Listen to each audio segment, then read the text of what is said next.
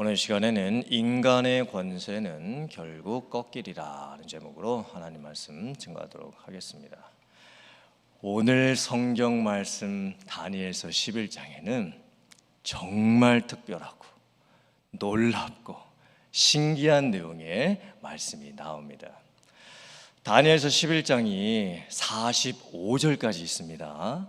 제가 이 내용에 대해서 하나씩 다 말씀드리면 시간이 너무 많이 걸려서 다는 말씀을 제가 못 드립니다. 제가 다니엘서 11장에 있는 내용들 중에서 핵심 내용만 제가 말씀을 드릴 테니까 성도님들께서 집에 가셔가지고 제가 드렸던 설교 말씀을 참고하셔가지고 꼭 한번 본인께서 직접 읽어봐 주시기를 부탁을 드립니다. 자, 오늘 2절 말씀을 보면 앞으로 3명의 왕들이 더 있게 될 것이고 네 번째 등장하는 왕은 강한 권력을 갖는 왕이 될 것이고 그 왕이 다른 사람들을 충동시켜서 헬라 왕국과 전쟁을 하게 될 것이다. 이렇게 예언이 나오고 있죠. 화면을 한번 봐주시길 바랍니다. 자, 왼쪽 아래에 보시면 다니엘이 10대 후반의 나이에 바벨론의 포로로 끌려오고 70년의 포로 생활이 이제 거의 다 맞춰져 가고 있는 상황입니다. 그리고 고레스 왕이 등장을 했고 제1차 포로 귀환 명령을 내리면서 하나님의 백성들이 제1차로 포로 귀환을 했습니다. 그리고 나서 고레스 왕 이후에 캄비세스라고 하는 한 왕, 스멜리스라고 하는 한 왕, 다리오 1세라고 하는 세 왕이 일어나고 나서 네 번째 왕이 등장을 하는데 그 왕의 이름은 세계 역사에서는 크세르크세스라고 나오고 성경에는 아하수에로라고 나옵니다. 아하수에로 왕이 누구였을까요? 우리가 잘 알고 있는 요 밑에 보시면 지금 에스더서가 나오고 있죠. 에스더 왕비의 남편이 아하수에로 왕입니다. 참 특별하지요. 다니엘서 예언에 앞으로 있게 될 에스더 왕비의 남편이 되는 아하수에로 왕이 등장할 것을 말씀을 하고 있었던 겁니다. 다음 화면 봐주시길 바랍니다. 에스더의 남편 아하수에로 왕은 대단한 왕이었습니다. 엄청난 권력을 가졌던 왕이었습니다. 그래서 아하수에로 왕이 아테네, 그 다음에 스파르타 그리스하고 전쟁을 벌이게 됩니다. 이쪽은 페르시아 제국이고 이쪽은 아테네, 그 다음에 스파르타가 연합되어 있는 그리스 제국입니다. 총 3차에 걸쳐서 페르시아와 그리스 사이에 전쟁이 일어납니다. 가운데 보면 마라톤 전투라고 되어 있지요. 여러분들이 잘 알고 계시는 그 마라톤 전투입니다. 아하수에로 왕의 아버지가 다리오 1세였습니다. 다리오 1세가 페르시아 왕으로서 이 그리스를 침략하고 전쟁을 일으키게 되죠. 근데 마라톤 전투에서 패하게 됩니다. 전쟁에서 지게 됩니다. 그래서 아테네 군사가 그 승전보를 전하기 위해서 뛰어가죠. 그것이 유래가 돼서 오늘날의 마라톤 경주가 만들어지게 된 겁니다. 그 다음에 에스더 왕비의 남편이었던 아하수에로 왕이 제3차 전쟁을 벌이게 됩니다. 3차 전쟁에서 아주 중요한 두 전쟁이 있습니다. 여기에 보면 테르모필레라고 하는 전투가 있고 여기 보면 살라미스 해전이라고 하는 전투가 있습니다. 다음 한번 보시기 바랍니다. 테르모필레 전투가 무엇이냐면 혹시 여러분들 영화 중에 300이라고 하는 영화를 아십니까? 보신 분도 계십니까? 네. 이 테르모필레 전투를 배경으로 한 것이 영화 300입니다. 스파르타를 이끌었던 왕의 이름이 데오노시스 왕입니다. 그리고 페르시아 제국의 이제 왕이 아하수에로 왕인데 이 영화에서는 아하수에로 왕을 지금 이렇게 화면에 보시는 것처럼 상당히 야만적으로 그려놨습니다. 그렇죠? 좀 모양새가 너무 좀 기괴하지 않습니까? 그래서 이 영화를 평하면서 이 페르시아 제국의 이 아하수에로 왕, 이 사람이 에스더 왕비의 남편입니다. 그 아하수에로 왕입니다. 너무 야만적으로 묘사를 해서 어떤 이 페르시아 제국을 좀 비하한 것 아니냐 이런 논쟁까지 벌어지게 됐습니다. 사실 역사 속에서 보여지는 에스더 왕비의 남편 아하수에로 왕은 이런 모습을 하고 있죠. 이 펠로폰네스 전투에서는요, 페르시아 제국이 이깁니다. 이 스파르타의 데오노시스 왕이 300명의 정예 부대를 가지고서 페르시아 제국과 전쟁을 벌이면서 막아는 내는데 결국에는 막아내지를 못하지요. 그래서 결국엔 전쟁에 지게 되는 거예요. 그리고 또 하나의 전투 이름이 이제 줘보시고요, 살라미스 해전이었죠. 이 살라미스 해전은요, 세계 역사에 있는 3대 해전 중에 하나입니다.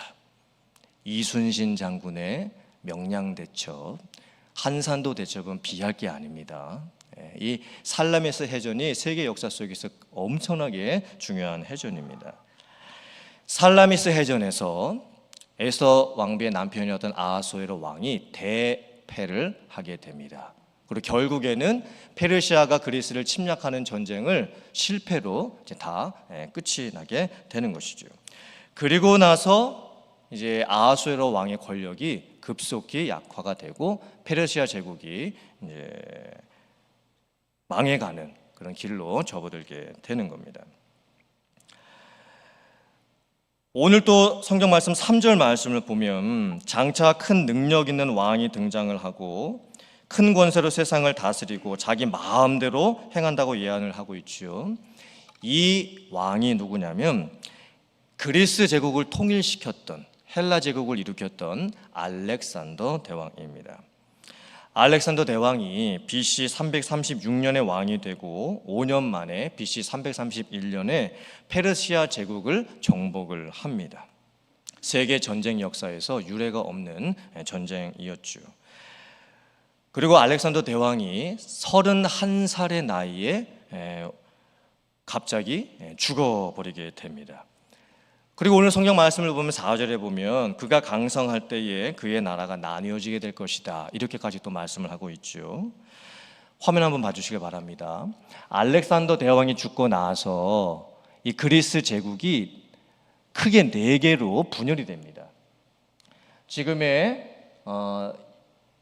이라크, 그 다음에 이란 지역이 있는 여기 시리아 지역까지 포함해가지고 셀류쿠스 왕조가 있고, 그 다음에 지금의 터키 지역에 있는 리시마쿠스 왕국이 있고, 그 다음에 지금의 마게도니아 지역에 있는 이 카산도 왕국이 있고, 지금의 이집트, 아프리카의 이 북쪽 지방에 있는 프톨레미 왕조, 이렇게 됩니다. 그래서 알렉산더 대왕이 죽고 나서 이 4개의 왕국으로 분열이 되는 거예요.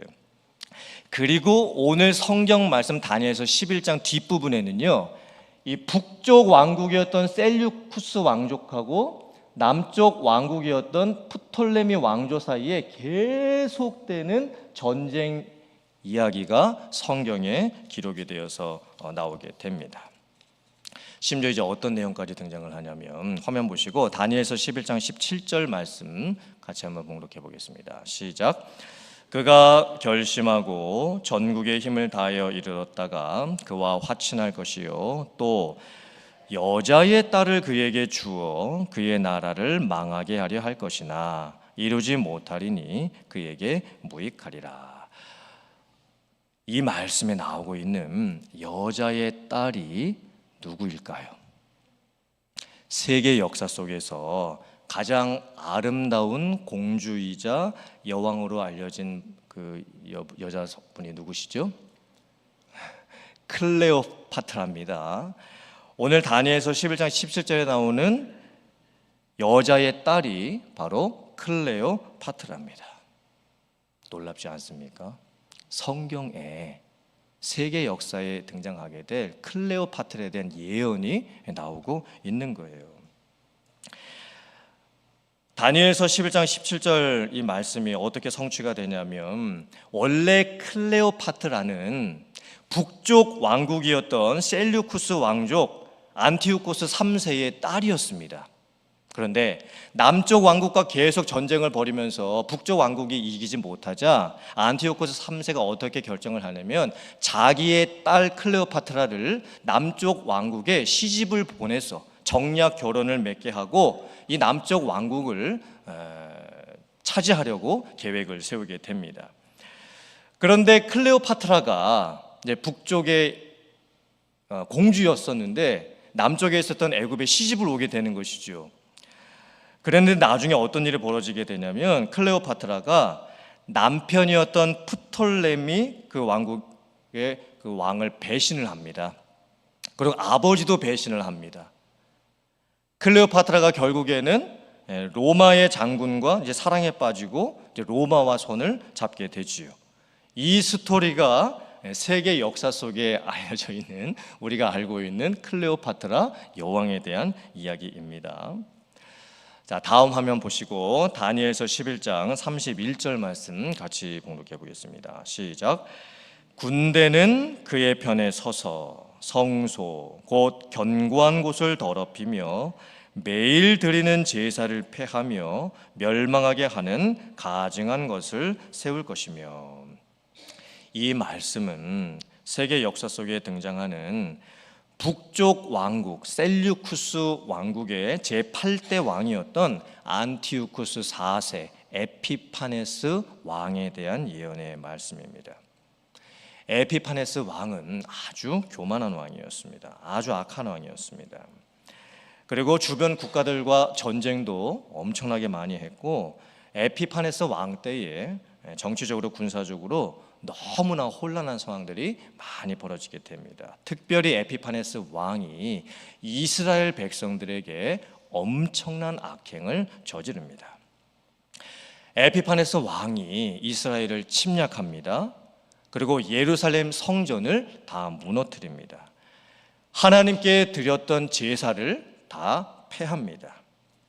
그리고는 자기들이 믿고 있었던 제우스 신을 섬기게 합니다. 유대인들이 율법에서 부정한 짐승으로 여기고 있었던 돼지를 죽여서 돼지 고기의 피와 살을 가지고 제우스 신에게 제사를 지내는 악행을 벌이고 맙니다. 그런데 결국에는 에피파네스 왕도 역사 속에서 하나님의 심판을 받고 죽게 되죠.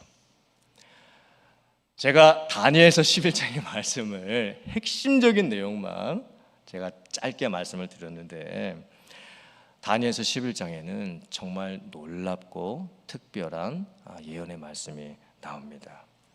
그리고 이 예언의 말씀들이 그대로 세상 역사 속에서 다 이루어지게 됩니다. 특별히 에피파네스 왕이 했던 그 악행을 예수님께서 직접 인용하시면서도 말씀을 하십니다. 화면 보시고 마태복음 24장 14절 이후의 말씀 같이 봉독해 보겠습니다. 시작. 이 천국 복음이 모든 민족에게 증언되기 위하여 온 세상에 전파되리니 그제야 끝이 오리라. 그러므로 너희가 선지자 다니엘이 말한 바 멸망에 가증한 것이 거룩한 곳에 선 것을 보거든 읽는 자는 깨달을진저. 그때에 유대에 있는 자들은 산으로 도망할지어다. 지붕 위에 있는 자는 집 안에 있는 물건을 가지러 내려가지 말며 밭에 있는 자는 겉옷을 가지러 뒤로 돌이키지 말지어다. 그날에는 아이 벤 자들과 젖 먹이는 자들에게 화가 있으리로다. 너희가 도망하는 일이 겨울에나 안식일에 되지 않도록 기도하라. 예수님께서 다니엘이 말한 바 멸망에 가증한 것이 거룩한 것에 선 것을 보거든 이라는 이 말씀을 직접 인용을 하고 계시는 거예요.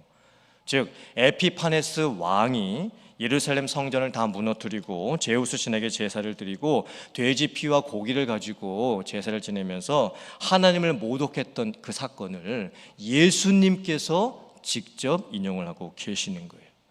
그러면서 말씀하시죠. 다니엘서를 읽고 있었던 너희들은 지금 내가 하는 이 말씀을 꼭 기억하라. 이렇게 말씀을 하고 계시는 거예요. 예수님께서 어떤 배경에서 이 말씀을 하셨던 것일까요? 당시 예수님께서 세상에 오시고 말씀을 전하시고 복음을 전하셨음에도 불구하고 사람들은 예수님을 믿지 않았습니다. 심지어 예수님께서 이제 곧 십자가에 달려 죽게 되실 것임에도 불구하고 여전히 이스라엘 백성들은 종교적인 외식에 빠져 있었고 율법적인 행위에 빠져 있어서 하나님을 진실하게 믿지 않고 있었습니다. 예수님께서 심판의 경고를 하시는 거예요. 장차 예루살렘이 또 무너질 날이 오게 될 것이다. 그 예루살렘이 회파되는 날에 지붕 위에 있는 자는 집 안에 있는 물건을 가지러 내려가지도 말고 밭에 있는 자는 겉옷을 가지러 집 안에 또 다시 가지도 말고, 그 날이 얼마나 충격적이고 안타깝고 무서운 날이 될 것인지, 그 날이 겨울에 일어나지 않도록 안식일에 일어나지 않도록 기도하라, 이렇게까지 말씀을 하고 계십니다. 즉 예수님께서는요, 다니엘 시대를 보아라, 다니엘이 예언한 바 예루살렘 성전이 무너지고 제사가 폐허질 것, 그 예언이 다 그 말씀대로 이루어지지 않았느냐. 이제 내가 너희에게 예언하노니 예루살렘 성전이 다시 한번 또 무너지게 될 것이다. 다니엘의 말씀을 읽고 있었던 너희들은 기억하라. 그리고 지금 내가 너희들에게 전해주는 이 말씀도 기억하라. 이렇게 지금 예수님께서 말씀을 하고 계시는 거예요. 오늘 다니엘서 11장 말씀을 통해서 하나님께서 우리에게 어떤 은혜와 또 결단을 주시는 것일까요? 첫째는 성경 말씀의 놀라움입니다. 다니엘서 11장에 나오는 이 예언의 말씀은 너무나 자세하고 사실적입니다. 거짓이라고 하기에는 너무나 상세합니다. 다니엘서 11장에 나오는 그 모든 예언들이 다니엘 이후 400년 후까지 그대로 다 성취가 됩니다. 너무나 놀라운 부분이죠. 성경에 미래적으로 예언되었던 내용들이 우리가 알고 있는 세상 역사 속에서는 다 과거의 사건으로 기록이 되어 있습니다. 하나님께서는 세상 역사를 주관해가고 계시고 모든 인간의 흥망성쇠와 세상의 흥망성쇠도 다 예언으로 말씀을 해 주셨고, 인간 편에서 봤을 때는 그것이 우리의 과거의 역사 속에서 하나씩 하나씩 다 이루어져 갔던 것입니다. 그러므로 오늘 이 말씀을 보면서 하나님의 말씀이 정말 얼마나 놀라운 것인지 다시 한번 깨닫게 되고, 이 성경에 기록된 이 내용들이 지어낸 얘기가 아니라 얼마나 사실적인 내용들인지 저희가 한번 다시 보게 될 수 있는 것입니다. 또 두 번째 말씀을 통해서 깨닫는 것은 결국 인간의 모든 권세는 다 꺾일 때가 있다는 것입니다. 이 세상에 존재했던 그 어떤 강한 왕도 다 꺾였습니다. 세계 역사 속에 등장하는 그 강한 나라들도 다 꺾였습니다. 인간이 아무리 위대하다고 해도, 인간이 만들어 놓은 세상의 모든 역사와 정치 문화가 아무리 위대하다고 해도 사람이 만든 것은 언젠가 다 꺾일 때가 옵니다. 영원하지가 않습니다. 그러므로 우리는 무엇을 바라봐야 할까요? 하나님께서 이루어 가시는 하나님의 나라를 바라봐야 될 줄 믿습니다. 모든 주권과 능력과 영광은 하나님께 달려 있습니다. 하나님께서 각 개인의 태어남과 죽음, 모든 인생도 주관하고 계시고, 하나님께서 세상에 등장하는 모든 나라들의 흥망성쇠와 세상의 역사도 하나님께서 주관하고 계십니다. 우리가 그에 대한 믿음을 가지고 살아가야 될 줄 믿습니다. 세 번째는 오늘 이 다니엘서 말씀을 통해서 우리가 인생관과 세계관과 역사관과 구원관을 바로 세워야 될 줄 믿습니다. 제가 대학생 때 다니엘서를 읽으면서, 특별히 다니엘서 11장에 나오는 이런 역사의 내용들을 읽으면서 그때 저의 인생관이 바뀌었습니다.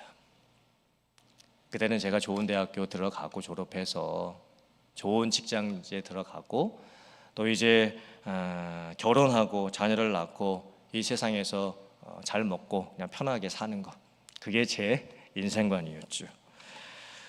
그런데 제가 어머니 돌아가시고 한 4년 정도 긴 방황을 하다가 다니엘서 말씀을 읽게 되었는데, 이 다니엘서 말씀을 통해서 저에게 인생관이 새롭게 바뀌었습니다. 제가 왜 공부를 해야 하는지, 제가 왜 돈을 벌어야 하는지, 제가 왜 일을 해야 하는지, 나는 이 세상에 왜 존재해야 하는지 하나님의 말씀을 통해서 제가 그것을 깨닫고 변화가 일어나게 되었습니다.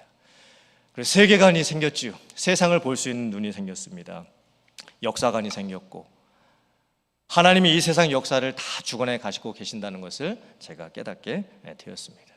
그리고 하나님의 구원이 어떻게 창세기부터 요한계시록까지 이루어져 가는지, 하나님의 구원의 역사를 제가 볼 수 있게 되었습니다. 사랑하는 성도님들, 오늘 말씀을 저희들이 묵상하면서 내가 내 자신의 왕국을 위해서 살고 있는, 내 자신의 유익과 만족만을 위해서 살고 있는 우리의 이런 모습들을 다 내려놓기를 원합니다. 우리의 인생이 언젠가는 다 꺾일 때가 옵니다. 그때 우리가 어떻게 우리의 마지막을 맞이해야 할 것인가, 내가 나의 욕심대로 살다가 내 인생 끝나는 그런 인생으로 마무리가 된다면, 끝난다고 한다면 정말 너무나 후회가 되는 인생이겠죠. 오늘 말씀을 통해서 영원히 꺾이지 아니하는 권세, 또 영원히 이루어질 하나님의 나라를 바라보고 살아가는 여러분들 되시기를 주님의 이름으로 축원합니다. 언젠가 하나님의 말씀이 단 하나도 다 이루어질 그때가 올 것을 저희들이 바라보면서 이 말세의 때에 깨어있고 또 정신을 차리고 근신하면서 하나님의 말씀을 바라보고, 또 하나님의 말씀의 역사가 내 인생과 또 교회와 세상에 이루어질 것들을 소망하면서 살아갈 수 있는 여러분들 다 되실 수 있기를 주님의 이름으로 축원합니다. 아멘.